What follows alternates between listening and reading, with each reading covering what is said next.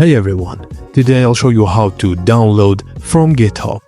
Firstly, open your web browser and visit the GitHub website. Locate the file you want to download on the repository page, and for public repositories, you can access files without logging in. For private ones, ensure you have permissions from the repository owner and logged into your GitHub account. Click on the file's name to open its detailed view. On this page, you'll see the file's content and available actions. In the upper right corner, in the File View page, locate the Roll button.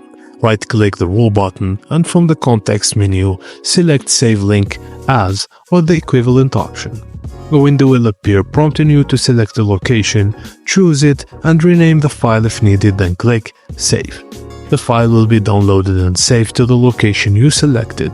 You can now access it from your local device. And if you want to download the complete file, just hit Download as Zip. And that's it, guys. Thank you for watching, and please don't forget to like and subscribe for more.